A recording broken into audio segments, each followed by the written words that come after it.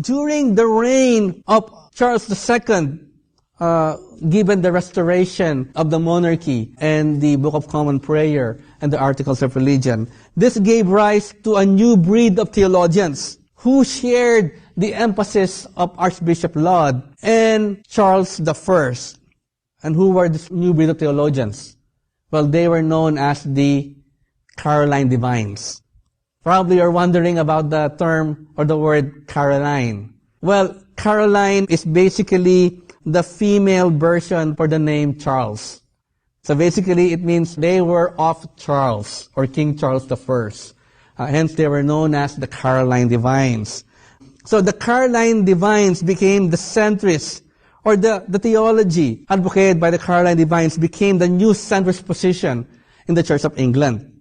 So one of the main concerns of the Caroline Divines was to demonstrate continuity, the continuity of the church with the broader Christian tradition. This is what is known as primitivism, by the way. The concern of the Caroline Divines to link the church with the broader Christian tradition.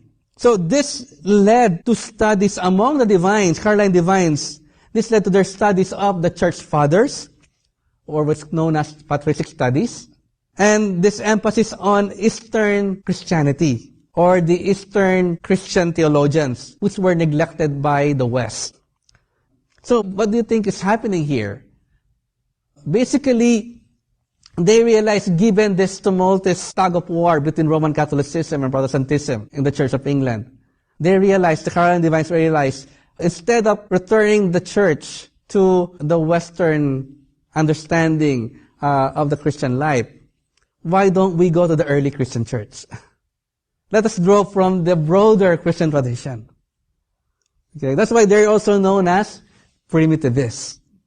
Also, aside from this concern to Christian primitivism, this Caroline Divines also addressed at least two major problems with Calvinism, or at least classical Reformed theology, which therefore places them in the Arminianist or Arminian camp. That's why we can also call them as English Arminians in the broadest sense. So, what were their major problems with Calvinism? First, they were concerned with double predestination. Why is it called double predestination? Because remember when we said a while ago, predestination is God selecting those who will be saved, who will go to heaven even before their birth. Well, there's another implication to that. And that is, if God chooses some to be saved, therefore, God also chooses some to be damned. That's why it's called double predestination. Of course, in Calvinism, the latter is not emphasized. Okay? But the Caroline Divines are basically saying, wait a minute, there's another implication to that. What about those who won't be saved? Therefore, God chose them to be damned. So they argued that this doctrine turned a merciful God into the fiercest tyrant. They countered instead that God chose to make salvation dependent on human cooperation with the divine will. Grace is not irresistible, but rather it can be freely received and welcomed.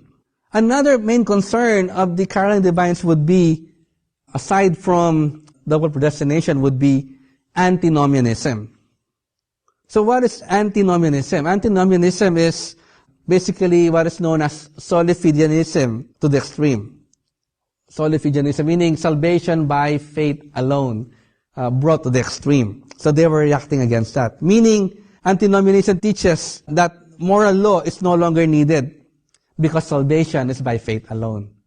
If salvation is by faith alone, therefore, why need to be moral, basically? Why pay attention to moral law? Okay? Caroline Divines argued against this, given that, according to them, that God's call for holiness is readily discernible in the Bible. If God calls people to a life of holiness in the Bible, how can we ignore that? How can we ignore holiness altogether? A good example of this understanding is found in Jeremy Taylor. Jeremy Taylor wrote the book, The Rule and Exercises of Holy Living and Holy Dying. Taylor taught that holiness was the aim of the Christian life. Okay? And by the way, this particular book is found in one of our snapshots. I suggest that you look over that particular snapshot. So it's really about holy living. And so this book was very much influential in the life of John Wesley. And later, John Wesley actually became the major spokesperson of the Caroline Divines. Because why? He gave full expression to these arguments, given his emphasis on free grace and holiness. So that's why it's important for us to understand the Caroline Divines. So after the reign of Charles II, his son James II took the reins of the kingdom in 1685. But James II converted to Roman Catholicism. And because he became Roman Catholic, he thereby asked that the Roman Catholic Church be tolerated.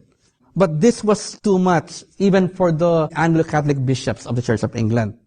So, because of that, they invited William of Orange, the son-in-law of James, and the husband of his daughter Mary. They were asked by the bishops of the Church of England to invade England in 1688. And this drove James to exile to Scotland. This is what is known as the Glorious Revolution. But you know what? A group of 8 bishops and over 300 clergy refused to take this oath of allegiance to King William and Queen Mary, on the ground that this would violate their previous oaths to James II and his heirs. And so therefore, these people who refused allegiance to King William and Queen Mary are known as the non-jurors. From the Latin word juro, I swear. These were strong Anglicans who stressed conformity to the early church. They believed that, as taught in the early church, that you need to honor your oath. Okay? And so they already gave their previous oaths to the previous monarch, and therefore they cannot give their allegiance to this newly installed King William and Queen Mary, or the Glorious Revolution.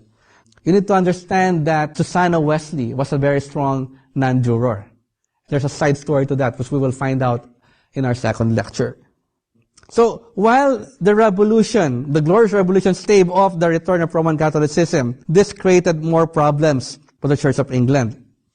Remember, there were already Puritans. Okay? And then there were also other groups that emerged during that time. There were this group known as Latitudinarians, advocating for a less high church, less primitivist kind of church. And then there were also the Cambridge Platonists, who promoted reason. They believed that reason is a proper judge of all disagreements. And they advocated dialogue among Puritans and high churchmen. So basically, they got tired of this tug-of-war between Roman Catholicism and Puritanism. And they advocated for reason. And because of these different positions that were emerging in the Church of England, came another act from the government, which is known as the Act of Toleration, in 1689. This granted freedom of worship to all Trinitarian churches, except for one church, the Roman Catholic Church. But there were conditions to this toleration. Those who dissent from the Church of England will be tolerated, provided, 1, they register their meeting houses. 2, their preachers must be licensed. And 3, worship must be in those registered meeting houses. So these people who were called dissenters or nonconformists, they were to register, their meeting houses, their preachers. But while the Act tolerated these groups, it also disenfranchised them. And so I'm mentioning this because this is an important context to understanding Methodism. That's why Methodism tried to stay within the Church of England. It's because they were trying to keep to the Act of Toleration. They were operating within the Church of England. Otherwise, they would be considered as what?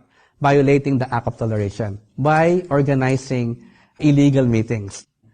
So during the reign of King William and Mary, the kingdom became pretty much stable for the most part. Probably people were just tired already for the lack of stability in the kingdom. So this law, known as the Act of Toleration, was still existent during the time that John Wesley was born. And it had serious implications for the development of Methodism. This is the lens whereby we need to understand the development of Methodism through the English Reformation. Again, the English Reformation, as you may have already discerned by now, was not a one-time event. It was a process that went on for about 155 years. If we're going to look back from our date now, we're talking about during the time of the pre-Civil War era in America to our time. That's how long it took for the English Reformation to be completed, basically.